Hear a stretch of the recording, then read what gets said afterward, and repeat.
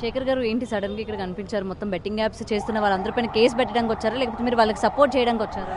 అందరూ కాదమ్మా, ఇందులో ఇద్దరు మా బిగ్ బాస్ మిత్రులు ఉన్నారు కదా, tasty Teja and Vishnupriya. So వాళ్ళ కోసం ఒక చిన్న రిప్రజెంటేషన్. అంటే వాళ్ళు కొంచెం ప్రస్తుతం భయపడి ఉన్నారు.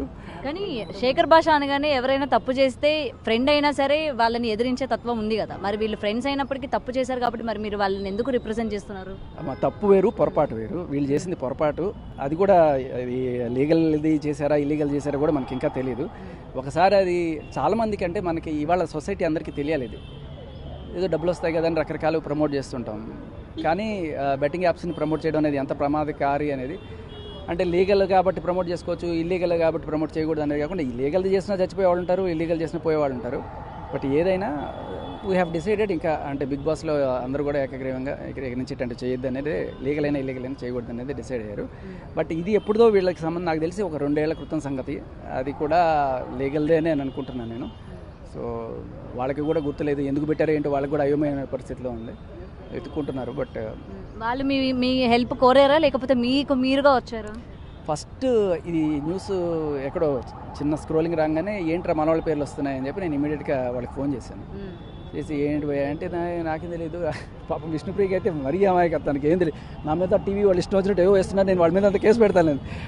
ఆగు ఫస్ట్ అసలు ఏమైనా తెలుసుకోవాలి మనం అని చెప్పి నేను తర్వాత కనుక్కున్నాను. నాకు రాత్రి అరౌండ్ 10 o'clock క్లియర్ పిక్చర్ వచ్చింది. సో మొత్తానికి ఇది ఎఫ్ఐఆర్ అయింది ఇది. బట్ అందరూ మెన్షన్ చేశారు వీళ్ళకి ఏ సైట్ మీద ప్రమోట్ చేశారు, వీళ్ళకైతే ఏం రాయలేదు.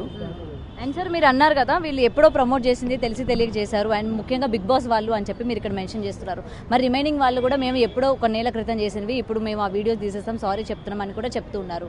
మరి వాళ్ళు కూడా పొరపాటుగా చేశారేమో అని చెప్పి వాళ్ళ తరపున ఎందుకని మాట్లాడట్లేదు మీరు? వాళ్ళు అడగాలి కదా మా నాన్న. వీళ్ళు అడిగారంటారు అయితే? అంటే వీళ్ళతో రెగ్యులర్ టచ్లో ఉంటాను నేను అందుకని. ఓకే. సో వాళ్ళతో అంత పెద్ద టచ్ ఉండదు. వాళ్ళని కూడా సంప్రదించే, అంటే వాళ్ళకి ఏదైనా హెల్ప్ కావాలంటే లీగల్గా మనం చేస్తాం. మనం ఫస్ట్ నుంచి అదే పనిలో ఉన్నాం కాబట్టి. ఇప్పుడు వీళ్ళు నిజంగా బెట్టింగ్ యాపే ప్రమోట్ చేస్తారని తెలిస్తే మీరు నెక్స్ట్ స్టెప్ ఏంది? అంటే లీగల్గా ఏ యాక్షన్ అయితే అది జరుగుతుంది, దాంట్లో మనం ఆపేది ఏం లేదు. అసలు నేను ఎప్పుడు లీగల్ బెట్టింగ్ యాప్స్కి నేను ఎప్పుడు కూడా నేను ప్రమోట్ చేసింది లేదు, అండ్ ఫర్ కూడా లేదు. బట్ కొంతమంది చెప్పుకునేది ఏంటంటే లీగల్వి కదా మేము చేస్తాం కదా అని చెప్పి అంటున్నారు. సో మీ బిగ్ టీవీ తరపు నుంచి నేను రిక్వెస్ట్ చేసేది ఏంటంటే లీగల్ అయినా ఇల్లీగల్ అయినా సరే కంప్లీట్గా బ్యాన్ చేసేసేయండి. ఐ మీన్ లైక్ ఇప్పుడు మనం చూస్తున్న మెట్రో పోతుంటే దాంట్లో మీకు కూడా మీకు ఆ పరియో లేకపోతే కొన్నిసార్లు ఈ డ్రీమ్ 11 ఇలాంటివి కనబడుతుంటాయి. సో వై అంటే ఎఫ్ఐఆర్లో కూడా కొన్ని ఆ పేర్లు కూడా మెన్షన్ చేస్తున్నాం. అండ్ ఇంకోటి కూడా ఏంటంటే దీంట్లో ఇంకా లీగాలిటీస్ లోపలికి పోతే ఇంకా అంటే వీళ్ళు ఏదైనా కోడ్ పెట్టారా, ఆ కోడ్ పెట్టి వీళ్ళు ఆడారా, ఆడితే దానికి సంబంధించి ఏదైనా అవతల వాళ్ళు ఎవరైనా నష్టపోయారా, ఇలాంటివన్నీ చూస్తారు. ఊరికే ఏదో పేరు చెప్పడం, బ్రాండ్ ప్రమోషన్ దానికి సంబంధించి ఉండకపోవచ్చు. ఐ డోంట్ నో, బట్ చూడాలి లీగాలిటీస్.